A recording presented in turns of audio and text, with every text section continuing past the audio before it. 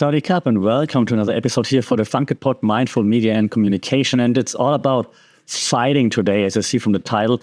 I want to dive a little bit into what happened last weekend. What happened with Ryan Garcia versus Devin Haney, and not just because I'm a fight fan, because yes, I am, but I'm more of an MMA person, Muay Thai person than a boxing person. But of course, I was intrigued by Ryan Garcia versus Devin Haney, mostly because of Ryan Garcia's antics, though. So, for those who don't know, let me just quickly set the stage. And don't worry, it's a media podcast, right? So don't worry, but I want to set the stage. So Ryan Garcia used to be undefeated until last year, I think, like a young up-and-coming boxer, very like loud and brash, and I don't know if you consider him handsome or not, but like I guess good-looking, fit definitely. I would assume in his 20s or something. Then last year he lost to Tank Davis, and now he basically came back into the spotlight to fight Devin Haney, also a very accomplished boxer, very famous boxer, and the lead up to the fight was just crazy because it was not just like the normal like I'm gonna beat you. Ryan Garcia like kind of like went off the rails, and people are like, what's happening with him? Like he acted crazy. In interviews, he just like completely ignored the question, started singing and finger snapping and whatnot and grooving. Even his opponent, Devin Haney, was like, I don't know if he takes it serious. And then he would just, run around telling people that Bohemian Grove abducted him and things like this. He's still kind of like on the train saying he has some information, but whatever. Like, so he acted like Alex Jones if Alex Jones was a boxer, basically. And that led people to believe, like, what's wrong with him? Is he on drugs? Is he on cocaine? And things like this. It's always like, oh, cocaine is a hell of a drug, because people thought, like, he might be on it. Not too far-fetched, knowing that Oscar de la Hoya is involved. But that was like the stage. Okay, that's the stage. And then even like the day or 2 days before when they had to weigh in for the fight, Garcia actually missed weight by 3 pounds. And he was chugging what looked like beer while he was on the scale. And they made a bet before that he had to pay like $500,000 per missed pound. So he had to pay $1.5 million to his opponent, Devin Haney. And he didn't seem bothered at all. And he's like, yeah, I'm going to kill him anyway, whatever. And just like this, those antics are never see. It's like pro wrestling antics, basically. And so now I want to dive into like, why did he do that? Because the outcome, as we now know, is he dominated Devin Haney. He knocked him down several times, won a unanimous decision, obviously. The ref even, people say, saving Devin Haney here and there. So it might have been all worth it. And I want to now dive into like, how did he do it? Why did he do it? Why did it work? And as you know, in the podcast, we discussed different theories. So one theory that completely is a basic theory in media studies, and you all know it if you follow the podcast, but it really fits very well here, is the agenda setting theory. Right? The agenda of Ryan Garcia obviously was like steer the public attention, of course, get the conversation going, get people interested in the fight, but also make the people believe that he has no chance. Because what he also did, he was a huge underdog when it comes to betting. And, sports betting is a big thing in the US. He was a huge underdog. So he bet, I think, $2 million on himself and won $12 million. So the betting odds were completely against him in like a very high margin. So you could say maybe he kind of like actually, like he influenced it, obviously. That's crazy. So agenda setting, like agenda, A, make himself the super huge underdog. Secondly, get conversations going, get people talking about it, make sure people tune in, because I assume that he also gets a cut of the pay-per-view money. I'm guessing that's usually how it goes, right? So, well done. Agenda, check. We could also talk about another basic theory, the use and gratification theory, right? When people, actively seek out media that satisfies their individual needs, such as information, personal identity, integration, social interaction, entertainment, right? And Garcia antics check like all of that. Like it's entertainment, maybe even identity. Like you're like, oh, he is who he wants to be. Just let him be. He's totally himself, for example. All right. So he checked those boxes. And as you know, more on this in just a second, but we like to watch things that we don't really do ourselves. And that also fit here very well because, of course, we're not superstar boxers and we're not like going all crazy in the media and things like this. Yeah? And you're like, oh my God, what's happening here? I have to tune in to see what Ryan Garcia is doing now. Yeah, so user gratification, check. Ryan Garcia, it's like he should have a media degree. We can also talk about the cultivation theory, right? Another basic one. As you, again, know, long-term exposure to media shapes the audience perception. We talked about this many a times here on the podcast. So Garcia repeating his behavior, trying to make sure that the audience perception really is kind of like changing the way he wants it to change. And it's completely atypical to normal boxing promotions. Normal boxing promotions like, I'm going to beat you more. And that's kind of it, right? But Ryan Garcia took it off the rails and keep repeating it, cultivating it to make sure that the audience A, buys in, but B, thinks he's crazy. So good job here.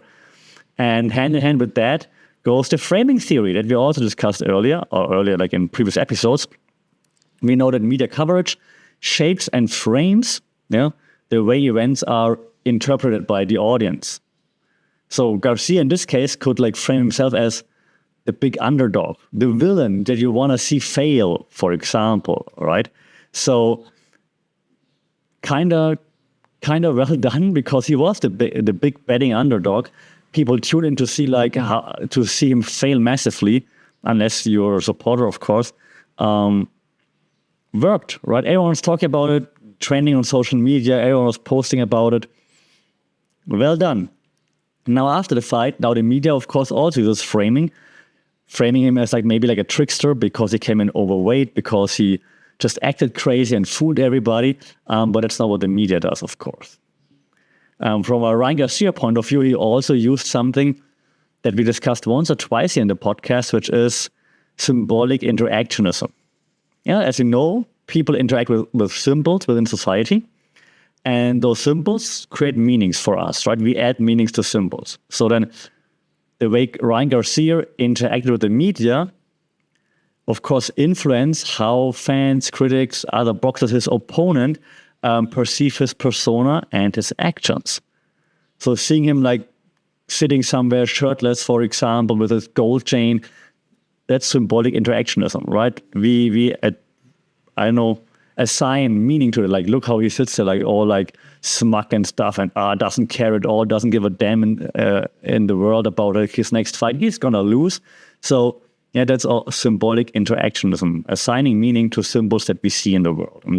And very well done again, playing with symbols, playing with behavior, making us believe what he wants us to believe, fooling everybody. And hand in hand with that, there's a theory we had, I think, once, the performance theory. Right?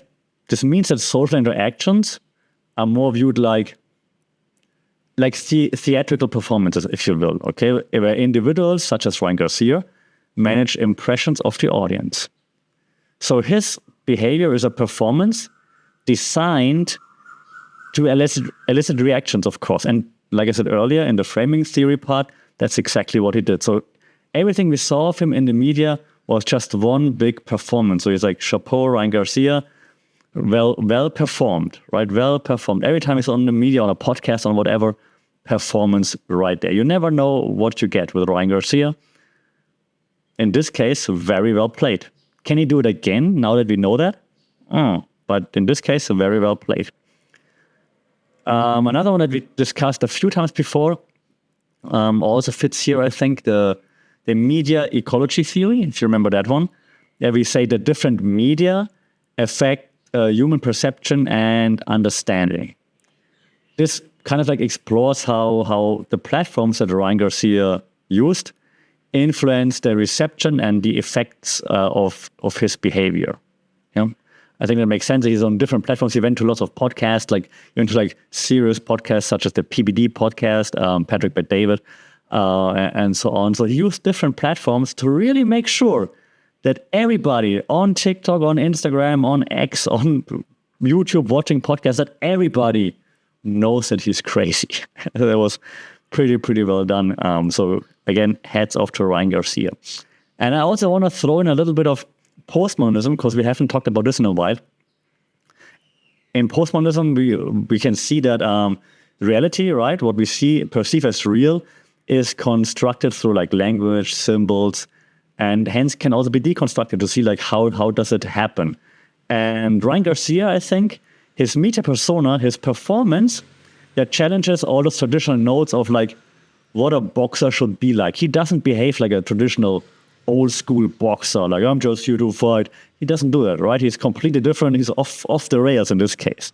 And so if you look into like some theories that relate to postmodernism, we can look at hyperreality, for example. As you know, if you're like in the media student and so on, Sean Baudrillard came up with the idea or the concept of hyperreality, where the media creates a reality. So it's so pervasive that it begins to replace the real world. Right? In this case, Ryan Garcia, they create the version of events that become more real to the audience than his actual boxing skills. If you look at his actual boxing skills up until his loss to Tank Davis last year, and I mean, he lost, but he also like was drained, had to lose lots of weight. So if you look at just the skills and just the influential factors, you could be like, he was really good up until then, undefeated. Then he goes down to the weight class, starves himself, and then loses to Tank Davis. You could be like, yeah, but if he comes back up in weight and if he's healthy and fit and he's still very skilled, so he should have a chance at least to beat Devin Haney. But because of like his hyper real persona, right, his like crazy, maybe on drugs, what's wrong with him? Does he have CTE? What's happening? Did he get abducted? And then this becomes our reality, how we see him, and that's why we don't give him a chance in the ring, because he looks so crazy on the internet or in the media. So that's basically hyperreality at play. And hand in hand with this, again, another theory that relates to postmodernism, society of the spectacle, right? We know that modern society has replaced direct experiences with like mere representations of experiences, making like the whole life like a spectacle. So you want to see spectacular, crazy things because you don't experience it yourself. You're not going to the boxing room with Devin Haney. You're not going out there running topless, shirtless around New York City or whatever it was. So his whole fight promotion was a spectacle, like super engaging, and you can't help but to tune in because your life is not as spectacular as what Ryan Garcia delivered. And that's why we followed all of it. Like, what's going to happen next? What is he going to do now? Oh my God, he's crazy. Let me tune in. Okay? So that's the society of the spectacle that we live in. And all this said, right, of course, led to also a bit of psychological warfare. And like this whole media manipulation part obviously also affected his opponent, Devin Haney.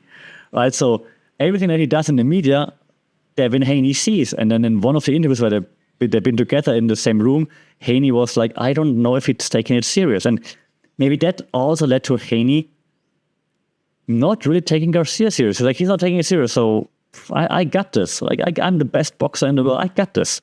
Right? So very smart of Ryan Garcia to use the media for this kind of psychological warfare as well, manipulating the media to manipulate his opponent. And it's pretty crazy. He's not the first one to do it, but he's the first one to go like off the rails like that to do it, right? Usually it's like intimidation and like, I got your number and whatever. But in this case, he went a completely different route. And they needed to take lots of planning, by the way. It's pretty impressive. It's a completely different route, using the media to manipulate his opponent. As you know, if you follow the podcast, you know that I work at a university, so I have to mention ethics too. So, hey, that's like the 30 seconds of ethics. We have to ask ourselves, is that ethical to actively, willingly manipulate the audience, manipulate your opponent, manipulate everybody using the media, manipulate the media? Is that ethical? Just ask yourself. Just reflect on that. Is that what we want? It was funny now once. It was like, hey, look at him. It was crazy. Did it? Oh my God, he's not crazy. Just acted like it. It was funny now, but do you want to get fooled like this all the time? What about if every fighter now does that and everyone's just putting on a performance like it's not even remotely him? okay, that's 30 seconds of ethics done. They go out the window again. But I hope you understand what I'm saying. So, hey, yeah, with great power comes great responsibility. Me having lots of reach with the media, being a celebrity, being famous, you have lots of power, you have lots of responsibility. So do you want to use it like that to manipulate people? Or don't you? Or you want to be real? You want to keep it real? That's what we have to ask ourselves. So that leads me just to the conclusion of this quick boxing Ryan Garcia episode here. Overall, I found it very interesting to see how like a combat sports person, a boxer, was able to utilize the media without the media realizing that they're being manipulated. And the people that interviewed him didn't realize that he's manipulating, that he's just acting, that he's just performing. They thought it's really how he is right now. So he must be a very good performer, a very good actor. And it was just interesting to see how he was able to perform, to manipulate, and to really frame everything the way he wanted to frame and to achieve every point that's on his agenda. That was pretty impressive. So heads up to him for this. I'm wondering how you feel about it. Do you feel like, oh, he got us? Do you feel like, I don't know, that's too much, that's fake, that's not real, that's lying, and I don't want that? Like, how do you feel being manipulated like this by an athlete? Yeah, let me know, shout out in the comments, that would be awesome, or like leave some reviews, which really helps with the podcast reach. Like, share, subscribe. You know, if you don't like, share, subscribe, I send Ryan Garcia after you, so you better do it. Until then, as always, stay safe, take care, keep your guard up. Until next time. Sorry.